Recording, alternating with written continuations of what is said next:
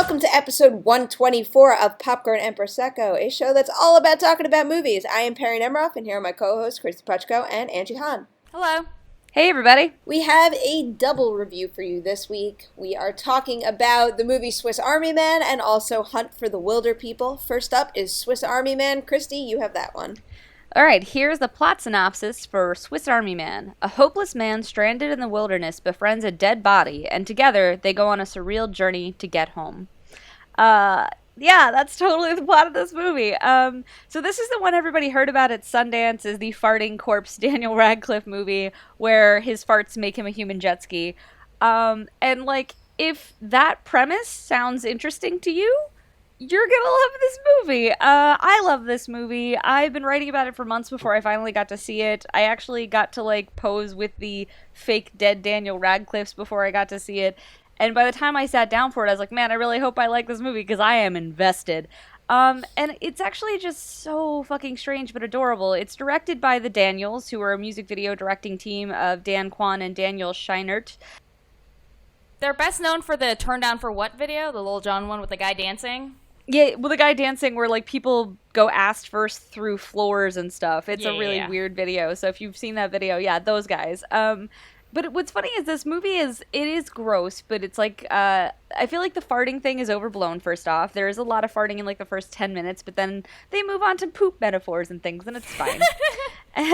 No, but it's like, I'm not one who's like huge on gross out humor, even though I'm the one that loved Wetlands. This is nowhere near that kind of gross out. This is less gross than like so Neighbors I can 2. see it, basically. You totally can see it. This is actually less gross Okay. than Neighbors 2. It's more like that they talk about poop and they talk about farts, but not the whole way through the movie. Most of the movie is really about this man played by Paul Dano. It is tricky because there's Paul Dano, the Daniels, and Daniel Radcliffe. Paul Dano plays the man stranded on the island, and he's very lonely, and it's kind of like his need for a friend brings Manny, this dead person, slowly back to life. And he starts telling Manny about what the world was like, and like, you know, tries to bring all these things to him. And my favorite part of the movie is probably a section where he basically Swedes reality, where if you ever watched Be Kind or Please Be Kind Rewind, where they like created their own really janky versions of movies. He does that for movies, but also for life.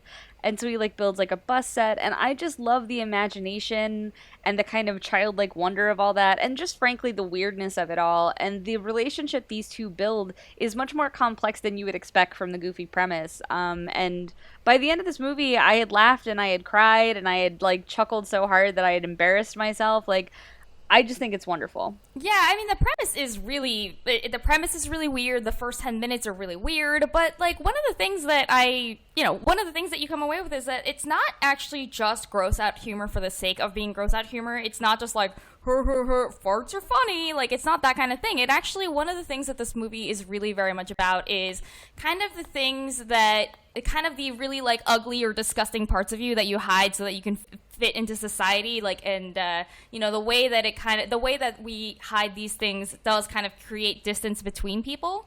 So it is like there is actually a point to why this movie is embracing like farts and vomit and boners and like all this like really gross stuff. It's actually, there's like a line where Daniel Radcliffe's character says, if my best friend is hiding his farts from me, what else is he hiding?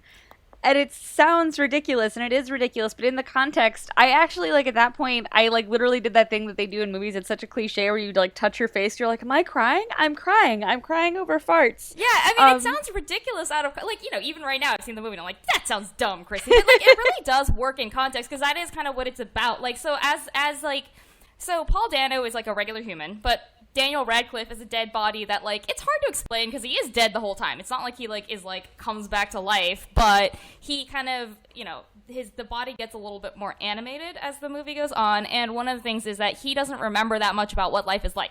So Paul Dano keeps having to explain it to him, and since Daniel Radcliffe's character really doesn't understand life or society or like any of those regular rules, like Paul Dano keeps having to explain things to him, and you really start to see, like, you know, just like so much how much pain there is in like he like in his inability to kind of show off or embrace the parts of him that are gross or sad or weird, like all the stuff that you can't tell people, all the stuff that you have to keep from other people to make them comfortable. Like, so it really is like kind of this like touching, heartbreaking relationship between these two characters. And Kristy, I know you're going to want to talk about this. Daniel Radcliffe. So Paul Dano is very good, but Daniel Radcliffe in this movie, honestly, it is an exceptional performance. I know it sounds so strange to say that the best performance by Daniel Radcliffe I've ever seen is when he plays a dead body, but I don't even know how, like, it's a lot of physical comedy, but it's also that he has this, he somehow incredibly manages to pull off the trick of looking dead the whole time and also seeming alive. So, Kristy, take it away. I know you have something to say about this. No, totally. I wrote a piece for IndieWire where I basically said that this is Daniel Radcliffe's Revenant, in that, like, it's a part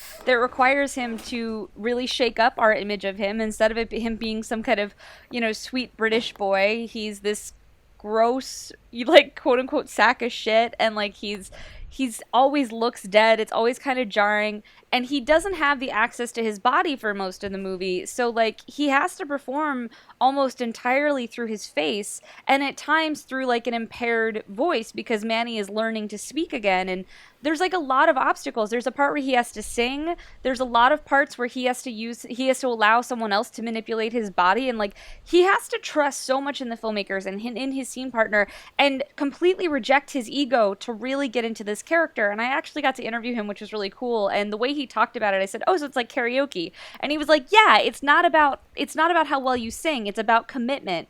And I wrote for IndieWire about this, and I just think that, like, if the Oscars didn't have such an intense genre bias, he would absolutely be a contender this year. Of course, he won't be, because they're not great at recognizing comedies, but they're even worse at recognizing stuff that's weird, and this movie is devotedly weird.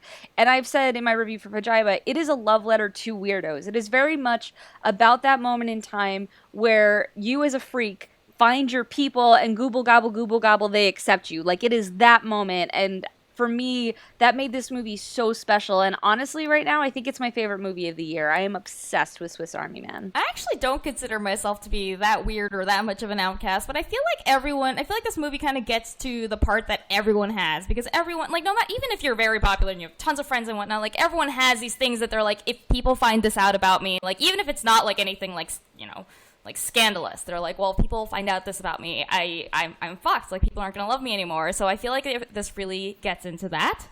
Yeah. And I feel like... So one thing that I wrote in my review from Sundance is that, like, we've talked about how the Daniels did Turn Down for What, where it's just about, like, this guy who's, like, dancing with his crotch, and it's, like, really, really weird. But when I saw Swiss Army Man, I was like, it makes sense to me that these are the same people, because it just kind of, it's about embracing this, like, your weird, freaky side, especially, like, the kind of a masculine, weird, freaky side, and just kind of letting your freak flag fly. Totally.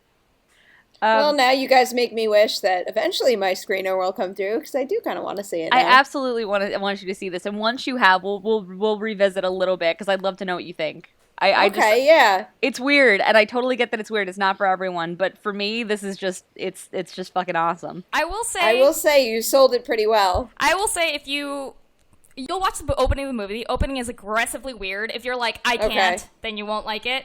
But if you can, it might be good that you. It might be good that you have warned me of that, because I feel like because I am aware, I will be more open-minded, and I will make it past the first 10 minutes. I did know I needed to warn you, because I made you watch Wetlands. Like, it's nowhere near Wetlands gross. Like, no. I'll tell you. If Wetlands is a 10, this is like a 2. You have sufficiently scarred me for life. I will never, ever forget that movie.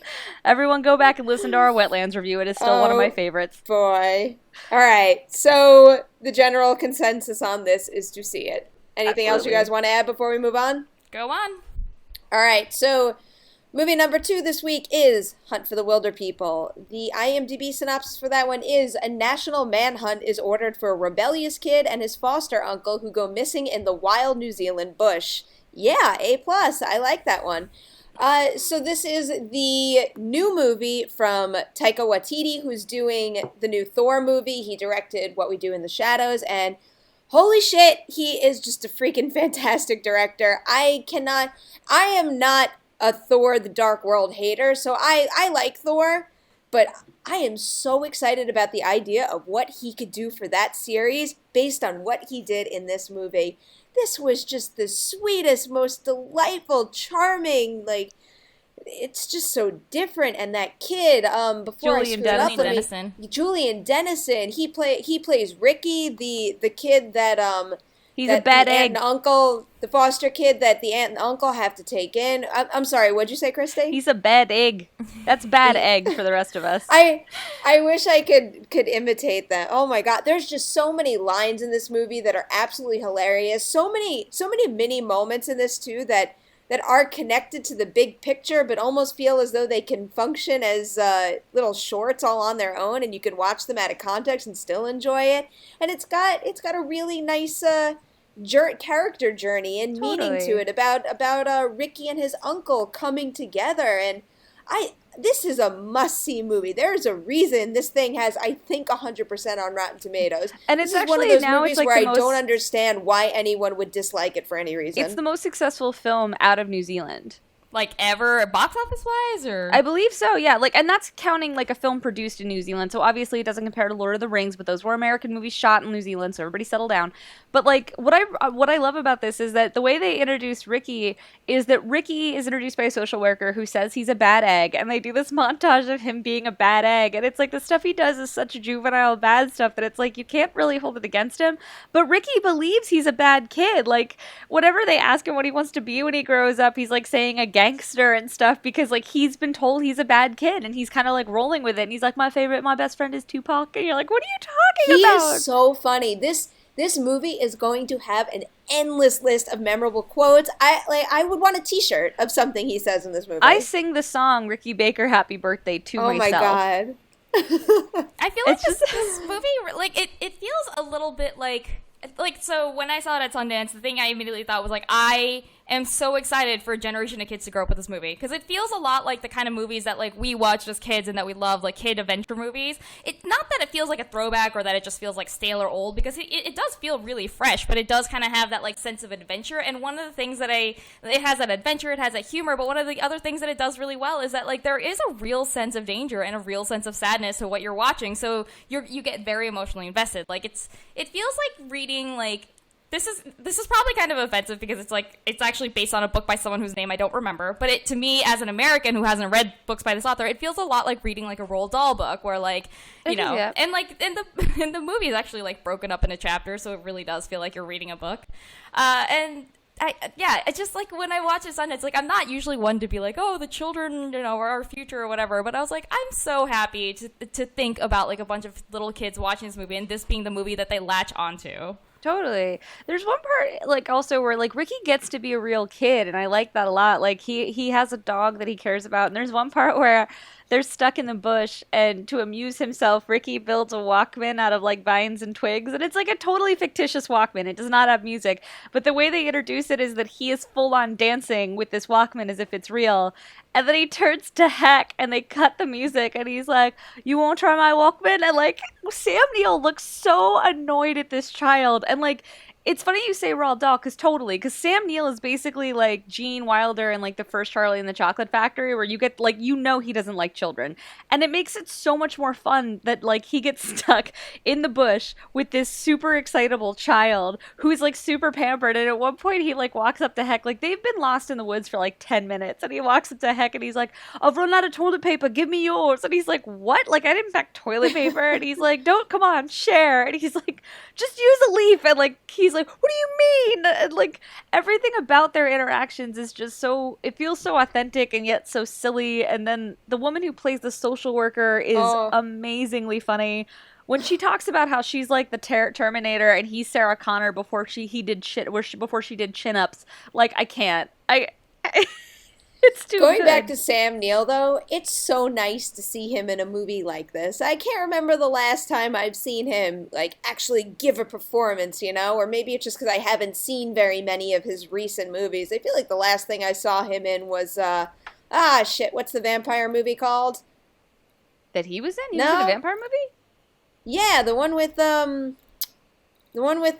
Daybreakers with Ethan Hunt. Ethan. I completely what did forgot I just that say? was a movie. Ethan Hawke. Ethan Hunt is a fictitious person. I'm watching too much Mission Impossible. But yeah, I think that's the last movie I've seen him in, and I watched Jurassic Park. He's been doing a lot of TV. Many, many times. But yeah, he's so good in this movie. It's really weird to me how you could, I don't want to say not like Heck, but he's not like the warmest guy, clearly. He's a gruff guy. there's just enough like sensitivity and heart to him that never takes away from that aspect of the character, but at the same time gets like, even from day one when he clearly is not warming up to Ricky at all, still makes you root for them to come together. And so much of that is serviced by I can't remember, Bella, the aunt, Bella. She has such a sweet relationship with Ricky in the beginning. I mean, that first act, I also love like that Bella's no pushover. It's so happy. Like, Bella really respects Ricky, and like she gives him his space, and she like there's like a really sweet speech through the bedroom door where she's kind of telling him what's in the room and what's his and whatever. But then she also gives him a hard time because like he runs away like that night. And like their conversations are just, they're just such unique ways to discuss those topics and to hash out their issues. You just don't see that in very many movies. And Waititi also does such a good job making such, like you just brought it up with the Walkman, making such little props and little details feel important throughout the entire movie. Like the hot water bottle. I was just gonna say the hot water bottle. That kills me. What like a smart way to introduce that and make sure that it stays important. And it was such a nice little touch. Like, I can't believe that there's like it's very much like the fart line from Swiss Army Man, where there's a moment with this water bottle where I got really emotionally invested about it, and then I felt silly, but I was like, but it's just I'm very attached to that water bottle now. It makes you think of like, something of the sorts that you're attached to and how it would feel if you didn't have that the same way anymore. So it's a very specific, unusual situation, but there's such like big, broad ideas and topics that anyone can relate to. So it's easy to connect to what he's going through here. Well, you brought up Swiss Army Man, and one of the ways that I feel like it's kind of similar is that one of the things that's really sad about this movie, that like it's not a sad movie, but there is kind of an undercurrent of like, it's poignant. And one of the reasons why is because the thing that Ricky and Heck, as different as they are and as much as they can't really stand each other, have in common is that they are two people that society has just decided we have no use for these people. Nobody wants them. They're not useful to us. They just have no place in this world at all. So then it is a movie about them kind of finally finding a place in the world with each other. And totally. so in that sense, it kind of reminded me of Swiss Army Man, where it's just like two people that are just like, they're nothing. Like, nobody wants them. They've been discarded, but then there is something beautiful about watching them come together. It's a really, really sweet movie, but I feel like because it's so good about like making it feel like these characters are actually in danger and actually like, have a lot of emotional depth, it does, like, it's really sweet, but it feels really earned. Like, at the end, because, like, you've seen so many kids' movies where it's like, two people are arguing, but then they become best friends, and you're like, whatever. Well, this isn't, like, goofy in that sense at all. You definitely get the feeling that something terrible could happen at any moment. They do a really good job at including threats that feel real, but without too much of a malicious nature that you're actually... Well, yeah. But you do feel like something bad could happen. Yeah, like they're living in the bush, so there's wild animals. They're being chased by the police and social services, so there's that threat. There's other hunters in the area that are like looking for them in a bounty. There's a lot of threats, but it's like it's in a way that makes it feel exciting and not scary. And what I really like is that because it's Taika Waititi and it doesn't feel like, it feels like the broad strokes feel like a Hollywood movie, but then the specifics feel very Waititi, where they're just like a little strange. Like there's just like, you think you might have a beat on this, and it's like, unless you've watched his other movies, you really aren't going to predict like where these jokes and where these things are going to go. And it's just kind of wonderful. And like he's in it for a little bit as like a priest, and he brings back a lot of people. Like if you've seen Boy, there's some of the same people from that. And there's like a really great, I don't even want to get into who he plays, but Rhys Darby, who was in Flight of the Conchords and What We Do in the Shadows, is in this, and he's so funny. Like that one section of the movie shouldn't work at all. It should be too weird and off the wall. It should be too weird. Is so funny. It's not. I've watched Hunt for the Wilderpeople now 3 times. Like, I think this movie is just fucking fantastic. It's so sweet and funny and weird. And, like, yeah, it does feel a little bit like an 80s throwback, and not just because it kind of has, like, a Goonies-like story, but also because Taika willfully shot it that way. And, like, it has, like, zooms and kind of static scenery and stuff, so it's supposed to evoke that. But it doesn't feel dated. It just feels like an homage. But, like, Ricky is such a character. Like, I've never seen a movie that has a character quite like Ricky. And, I mean, he's such a lovable dummy. Like, he's so But he's not a bad kid, and he learns things, and like with him, like with Heck and him and Bella, everything seems so great. So then when things are disrupted and he ends up in the bush, like, because you've seen that moment of bliss, you really want that back for him. And I think that's what grounds the movie and makes the rest of it so enchanting, is that you want to find him and Heck to find happiness. Yeah, that's really well I'm choking said. Angie up. No, it's just like, yeah, I saw this movie at Sundance and I was like really tired, and I just saw this and I was just like, this is just what I needed. It just makes me feel so good. But yeah, so overall, like, I guess we should wrap up soon. Overall, yeah, it sounds like everyone is like, yeah, watch this. Oh my god, I can't recommend this movie enough. I can't either. It feels like we've had such a good string of movies that we've spoken about recently. Well, this is partially like, because these have both opened a little bit ago, but they're both expanding, and it was kind of like we missed them the weeks they opened, and we wanted to backtrack because they're both great and they deserve attention. So absolutely, while we're at Comic-Con this week, you guys can enjoy this, and then next week we'll tell you about whatever happened at Comic-Con. So clearly, high praise for these two all around. Go see them. And on that note, that is a wrap on episode 124 of Popcorn and Prosecco. Go on over to iTunes where you can subscribe, rate, and comment, and then you can go to popcornprosecco.com. We are on Twitter at Popcorn Prosecco. We are on Facebook where you can like us, and then all three of us are all over the internet as well. Kristy, you want to go first? Sure. You can find me on Twitter at Kristy Puchko. That's KristyPuchko. And I write all over the interwebs, but you can find my career highlights at decadentcriminals.com. Angie? You can find me on Twitter at AJHAN, and I write for slashfilm.com. And I am on Twitter and Instagram at Nemiroff, on Collider.com and the Collider Videos YouTube channel. Thank you guys so much for listening. We'll see you next week. Ricky Baker, happy birthday. Once rejected, now accepted by me and Hector. We're a trifecta.